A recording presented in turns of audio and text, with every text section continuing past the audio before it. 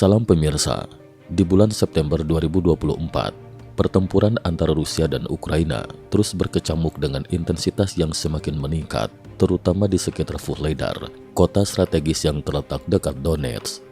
Dari data baru yang kami peroleh, situasi di lapangan menunjukkan bahwa Vuhledar hampir dikepung oleh pasukan Rusia. Peta yang disajikan memperlihatkan 4 panah merah mengarah ke Vuhledar, menggambarkan serangan besar-besaran yang dilakukan pasukan Rusia dengan memanfaatkan jumlah pasukan dan kekuatan artileri yang masif. Dalam video yang beredar, terlihat titik-titik putih dan asap tebal yang menandakan ledakan dahsyat di wilayah tersebut. Intensitas pertempuran sangat tinggi, menunjukkan bahwa Rusia terus memaksa serangan langsung dengan kekuatan pasukan dan artileri meskipun menghadapi kerugian besar.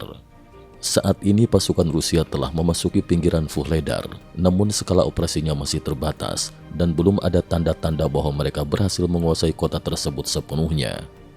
Pertempuran sengit dan posisi kedua belah pihak yang sering tumpang tindih menciptakan situasi yang kompleks, menjadikan Vuhledar sebagai zona abu-abu yang belum sepenuhnya dikuasai oleh salah satu pihak. Di sisi lain, pasukan Ukraina menunjukkan perlawanan yang tangguh di beberapa wilayah penting.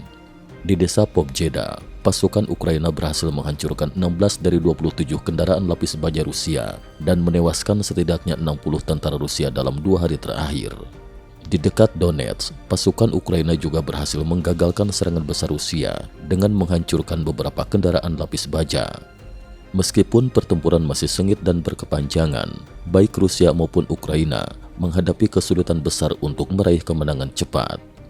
Di tengah pertempuran yang semakin intens, Rusia menarik sekitar 1.500 pelaut dari kapal induk Laksamana Kuznetsov yang merupakan satu-satunya kapal induk milik Rusia.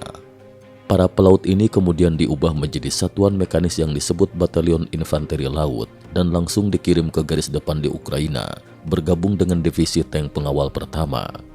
Taktik yang biasanya digunakan oleh kelompok bersenjata non-profesional seperti Taliban ini kini diadopsi oleh militer Rusia yang kerap disebut sebagai salah satu kekuatan militer terkuat di dunia.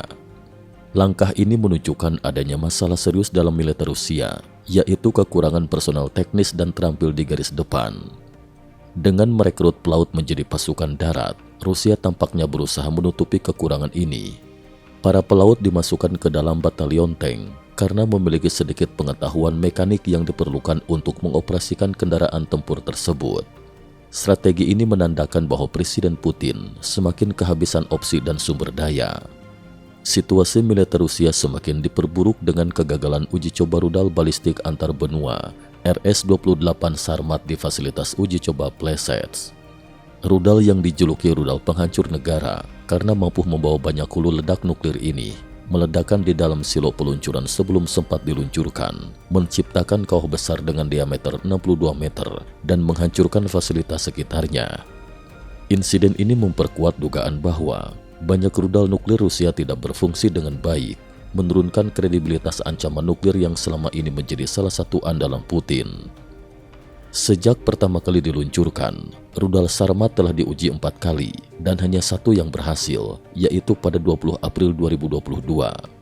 Tingkat keberhasilan yang hanya 25% menjadi masalah besar, terutama karena negara-negara lain seperti Amerika Serikat, Inggris, dan Tiongkok telah menggunakan teknologi bahan bakar padat yang lebih cepat dan efisien.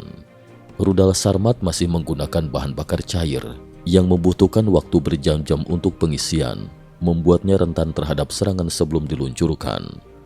Ancaman nuklir Rusia yang tidak memiliki banyak bobot teknis ini disadari oleh pihak-pihak besar seperti Amerika Serikat dan Tiongkok.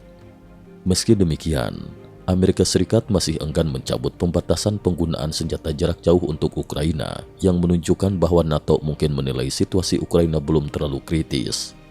Sebagai alternatif, Amerika Serikat memilih mendukung Ukraina dalam mengembangkan kemampuan produksi senjata sendiri, seperti drone jarak jauh dan amunisi artileri.